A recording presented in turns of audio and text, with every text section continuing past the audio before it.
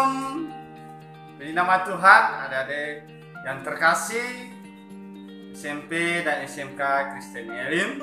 Pagi hari ini kita kembali merenungkan firman Tuhan yang terambil dari Yeremia pasal 18 ayat keempat. Di sana mengatakan, apabila bejana yang sedang dibuatnya dari tanah liat di tangannya itu rusak, maka tukang periuk itu mengerjakannya kembali menjadi bejana lain menurut apa yang baik pada pemandangannya.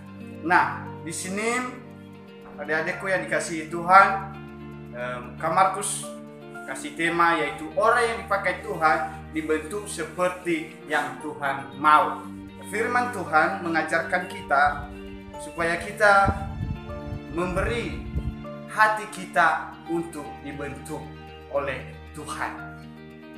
Semua orang ini mau berhasil, tetapi tidak semua orang ini mau dibentuk dan diajar dan dididik.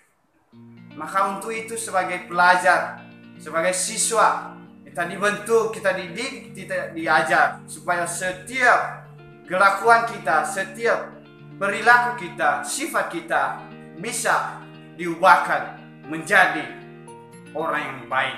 Untuk itu apa yang kita butuhkan dalam hal ini?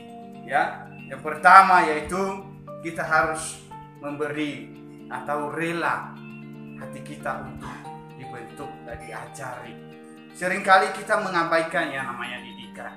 Tetapi firman Tuhan mengajari kita di Amsal 15 ayat 32 di sana dikatakan, di sana, siapa yang mengabaikan didikan membuang dirinya sendiri, tetapi siapa mendengarkan teguran memperoleh akal budi. Untuk itu adik-adikku yang dikasihi Tuhan, ketika kita dididik, kita diajar, kita ditegur supaya kita bisa melakukan hal demikian.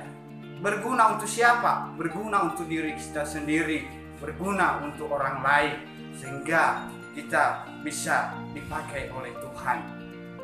Yang kedua, yang kita belajar, apa yang kita butuhkan adik-adikku yang dikasihi Tuhan supaya kita dapat dibentuk, yaitu kita membutuhkan namanya kuasa Roh Kudus.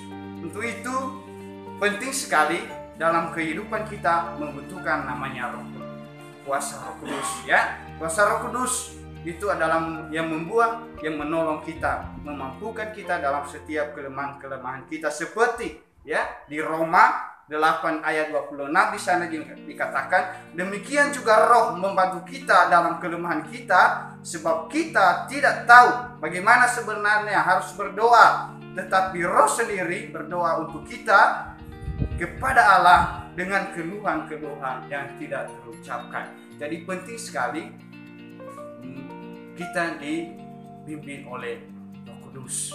Jadi untuk itu mari kita bersandar kepada Tuhan. Mari kita bersandar kepada Roh Kudus supaya sifat kita yang suka memberontak, yang suka melawan, yang suka tidak disiplin itu bisa diubahkan oleh Tuhan.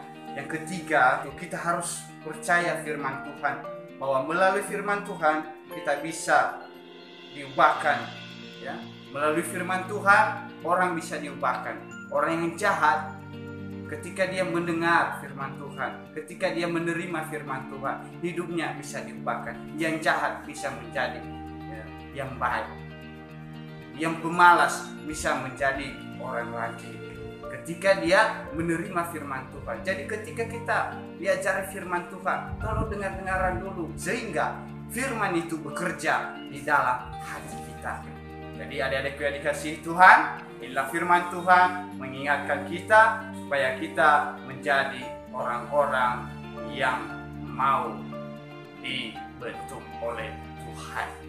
Itulah jati diri seorang siswa. Artinya seorang siswa harus disiplin, harus rajin belajar dan bekerja keras. Itulah jati diri seorang siswa. Bukan untuk melawan, bukan untuk tidak mau dengar-dengaran.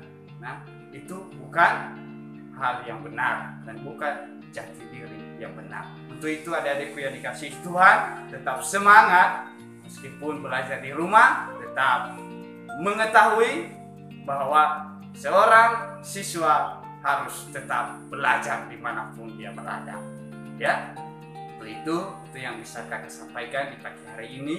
Karena Tuhan memberkati kita semua. Tuhan Yesus memberkati. Salam.